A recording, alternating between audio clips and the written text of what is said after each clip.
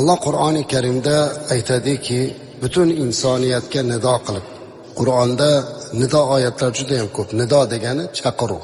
Payg'ambarimiz alayhissalomni o'zlariga alohida xos nido qilinadi. Masalan, ya ayyuhan nabiy deb, ey Allohning payg'ambari deb keladi. Mo'minlarga nido keladi, ya ayyuhallazina amanu, ey iymon keltirganlar. Kofirlarga nido keladi Qur'onda, ya ayyuhallazina kafaru, ey kofirlar, kufr keltirganlar deb nido keladi. Shuningdek, butun insoniyatga ham alohida nidolar kelgan. İnsoniyatga aytilgan nidolardan bittasi mana shu Baqara surasining 168-oyati.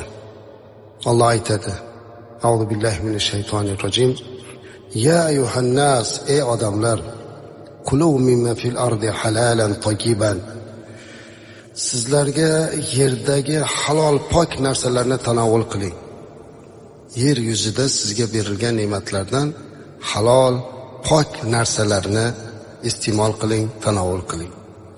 Va la tattabi'u xutuvati shayton. Shaytonni yo'liga ergashmang.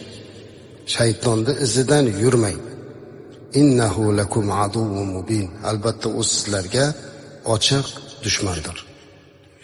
Ushbu oyati karima butun insoniyatni rizqni halol yeb, halol kasb bilan yashamoqlikka chaqiryapti. Va shaytonning yo'liga ergashmang deb Alloh tugatyapti va u shaytonni dushmanligini aytyapti. Demak, shayton insonlarni doimo haromga intiltiradi. Harom nima o'zi? Harom bu Alloh qilmang shu ishni degan ko'rsatma. Alloh qilmang shu ishni qilmang degani yeyishdan bo'lsin, amaldan bo'lsin, mana shu ishni qilishlik harom degani demak taqiqlangan.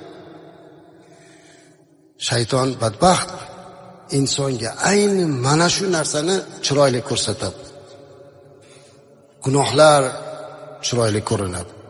Savoblar odatda insonning ko'ziga yaltirab ko'rinmaydi. Shuning uchun Alloh taolo butun insoniyatga nido qilyaptiki, ey odamlar, sizlarga rizq berilgan narsalarni halollarini yenglar. Halol yenglar. Shaytonning yo'liga yurmanglar. U sizlarga dushman deyapti Alloh taolo. Shuning uchun ham halolning eng yaxshisi azizlar mana shu halol mehnat qilib, halollik bilan kun kechirish, bola chaqamizni boqishlikka harakat qilib, ularni yegizishga harakat qilar ekanmiz, shuni halolini topishasizlar.